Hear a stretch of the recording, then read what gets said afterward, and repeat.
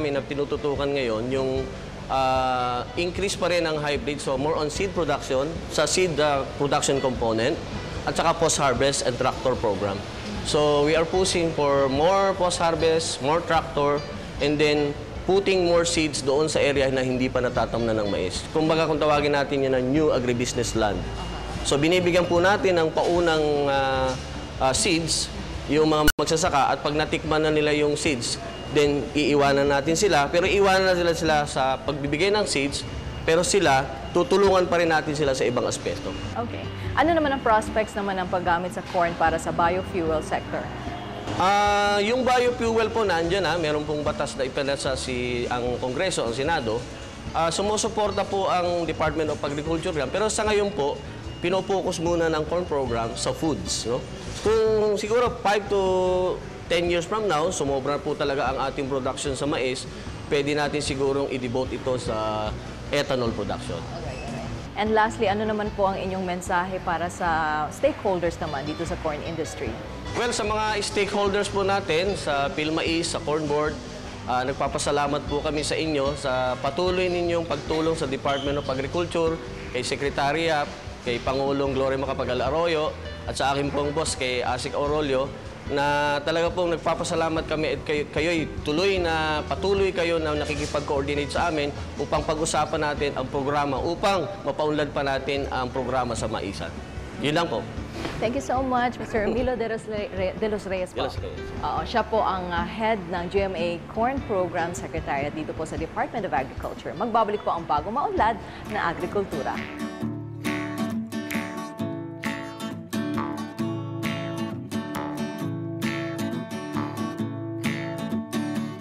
Masaganan, likas yaman, kabukiran, kabundukan, kagubatan.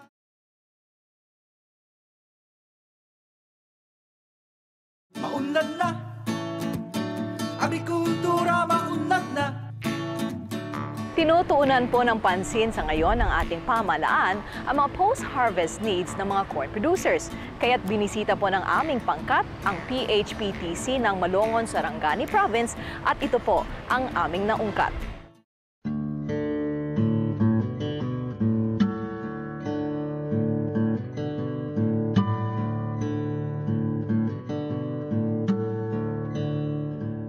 Nauna ang kabakan sa North Cotabato. Sumunod ang Banga, South Cotabato. Pumangatlo ang Malungon sa lalawigan ng Sarangani. Ang Malungon Post-Harvest Processing and Trading Center o PHPTC ay itinatag sa pagtutulungan ng Department of Agriculture, National Agribusiness Corporation, ng Provincial Government ng Sarangani at ng Pamahalaang Bayan ng Malungon. Ito'y matatagpuan sa kalagitnaan ng mga pataniman ng mais sa malalawigan ng Sarangani, South Cotabato at Davao del Sur. 31 barangay sa Malungon ay merong corn cluster areas na sumasakop sa 4,200 ektaryang lupain. Katulad ng dalawang naunang Corn Post-Harvest Processing and Trading Center, mapalad ang mga magsasakang nabibigyan ng komprehensibong serbisyo sa pagmamais dito sa Malungon at mga karatig. Malayang dalhin ng magmamais ang kanyang ani dito.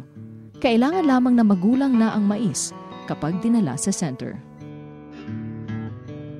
Dito na rin siya nababayaran sa kanyang ginasto sa pagmamais kapalit ng aning inilagak sa center. Wala na siyang iintindihin matapos bilhin ng center ang kanyang produkto. Kung noon ay inilalatag lamang sa kalye ang mga butil para patuyuin, sa center, ginagamit ng teknolohiya ang pagpapatuyo sa mais. Ang kagandahan po nitong na-process dito sa post-harvest facility ng NABCOR, naiwasan po natin yung aflatoxin content ng mais.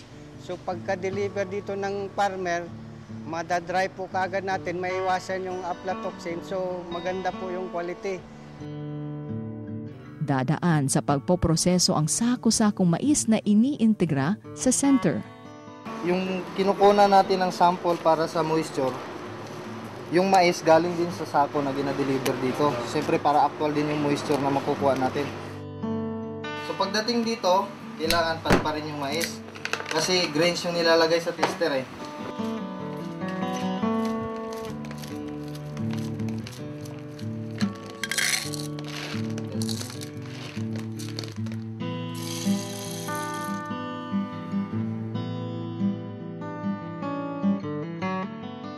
Sinisimulan ang proseso sa sorting o ang paghihiwalay ng matinong mais sa sira o bulok. Bahagi ng bulok ay yaong nagtataglay ng aflatoxin. After na ma-load sa receiving conveyor, itatransfer ngayon sa cab dryer. So doon po sa cab dryer na yun na ang capacity ay 50 metric tons, doon po siya dinadry hanggang ma-reach niya po yung 20% na moisture content. Bawat pangkat ng mais ay kinukunan ng sample upang masukat ang taglay nitong likas na tubig o moisture. Sa pagsukat ng moisture content, malalaman kung gaano pa ang kailangang tanggalin na moisture upang ideklarang sapat na ang pagkatuyo ng butil.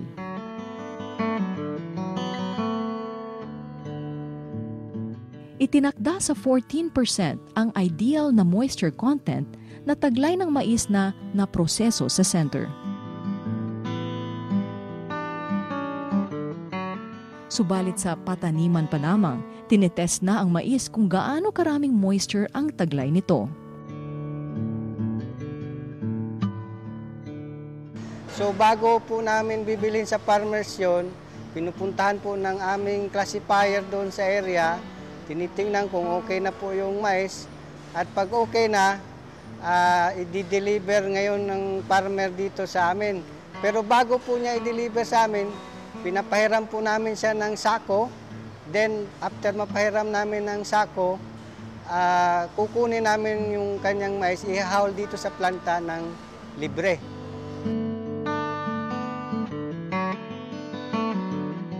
Episyente ang operasyon ng Malungon PHPTC. Walang nasasayang o natatapon. Maging busal ay napapakinabangan.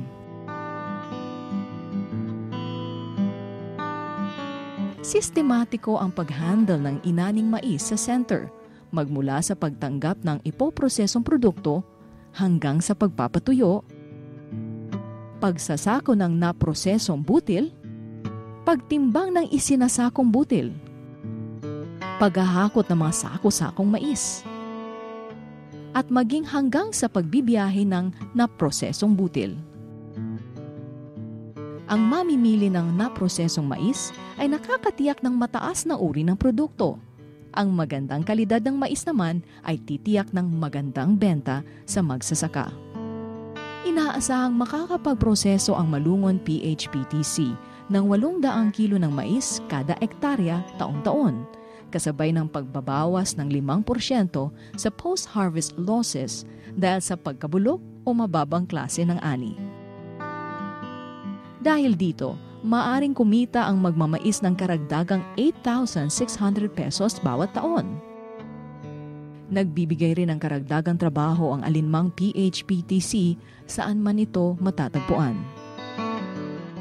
Sa Malungon, direktang nasa empleo ng center ang mahigit 20 katao, samantalang may 250 katao naman ang hindi tuwirang nabibiyayaan ng trabaho.